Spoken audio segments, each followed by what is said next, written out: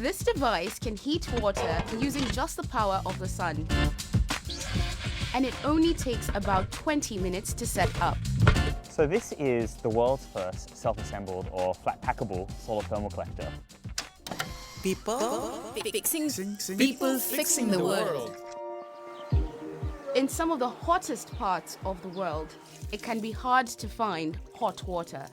So a lot of people don't think that people in a sunny, warm climate have any hot water needs, but actually what you find is that people don't want to have a shower because they don't have access to hot water. So that obviously impacts hygiene levels, also cleaning dishes and also laundering clothes. People often use fuels such as gas or charcoal to heat water.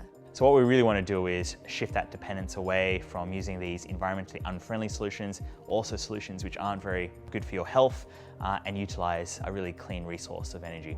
Solar thermal collectors that use the sun to heat water are not new, but they can be heavy and expensive.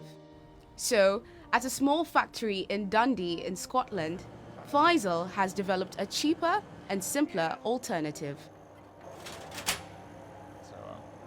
So the idea is really simple. Once it's assembled, the solar coil inside the prism effectively turns into a heat trap.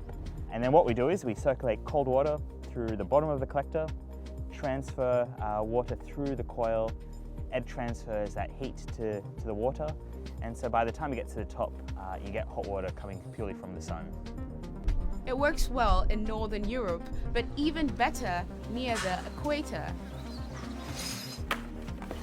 In Rwanda, Faisal has set up a pilot project to test these kits.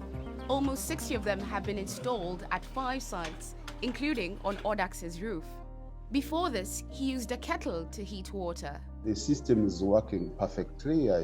I'm getting warm water like 50 degrees Celsius, so always. His family of 6 can now have hot showers every day, and he reckons it saves him $10 a month on his bills. I'm saving money, I'm saving time, I'm saving planet.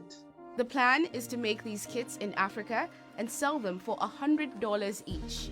The target market is middle-income homes because you need an existing water system to connect these kits with.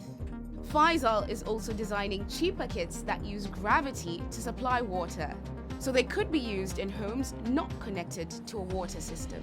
My hope for the future is if we were able to unlock the potential of solar energy, we can drastically improve quality of life for millions of people. We can obviously make significant reductions in global carbon emissions as well.